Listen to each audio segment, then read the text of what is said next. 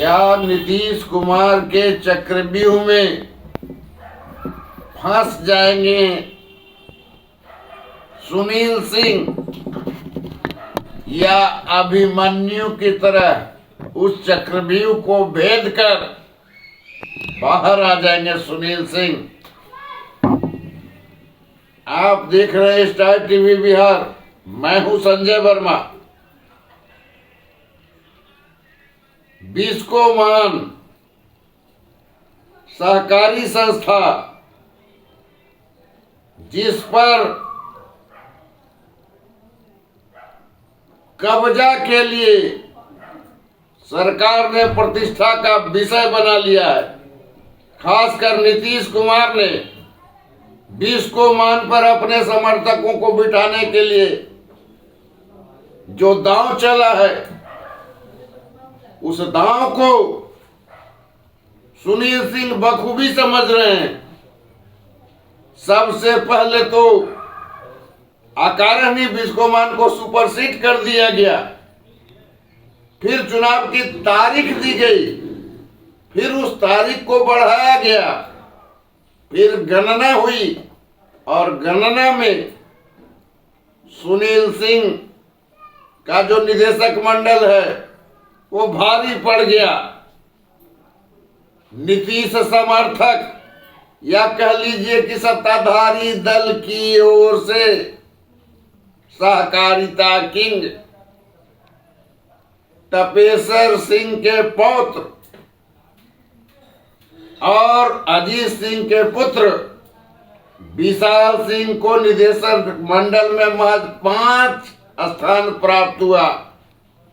मतलब बहुमत निदेशक मंडल सुनील सिंह का जीत गया। सरकार ने फिर एक चाल चला, सुनील सिंह को किसी भी तरह से परास्त करने के लिए।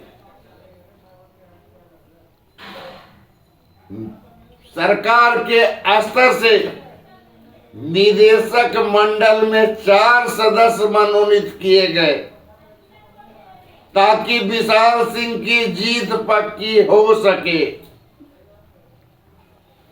कहा यह गया कि सरकार चूंकि शेयर देती है, इसलिए उसको निदेशक मंडल में सदस्य बनाने का विशेष अधिकार प्राप्त है। सुनील सिंह ने आपत्ति की, लेकिन उनकी आवाज tie tie fish.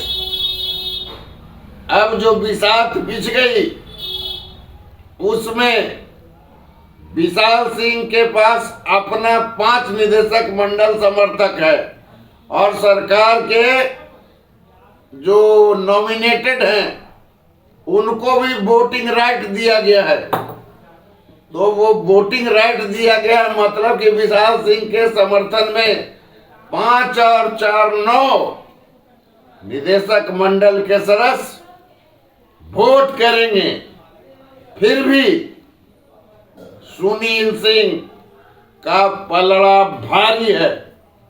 Sunil Singh के पास निदेशक मंडल के 11 सदस्य हैं और इन 11 सदस्यों के आधार पर विशाल सिंह को सुनील सिंह चुनावी मात दे सकते हैं। मतलब कि अपनी पत्नी जो अध्यक्ष की उम्मीदवार है वंदना सिंह को वो अध्यक्ष की कुर्सी पर काबिज करवाने में सफल होंगे। लेकिन सवाल ये उठता है कि क्या यह सब संभव है सुनील सिंह के लिए? कतई नहीं, क्योंकि विशाल सिंह का जो मामला है उनको कोई साधारण आशीर्वाद नहीं है। गृह मंत्री अमित शाह ने उनको इस चुनाव में प्रमोट किया है। उनको दिल्ली में भी सहकारी संस्थान में बिठाकर रखा है, मतलब चेयरमैन बनाया है। और जो नीतीश कुमार हैं वो भी चाहते हैं कि सुनील सिंह से हिसाब किताब बराबर कर लिया जाए। सुनील सिंह एमएलसी थे नीतीश कुमार पर कटाक्ष किया करते थे, उन्होंने मिमिक्री की कहा जाता है, और उस मिमिक्री के आधार पर उनकी जो विधान परिषद की सदस्यता है छीन ली गई। इसके बाद सुनील सिंह सुप्रीम कोर्ट गए और सुप्रीम कोर्ट ने तल्ख टिप्पणी की। तो एक मामला ये है।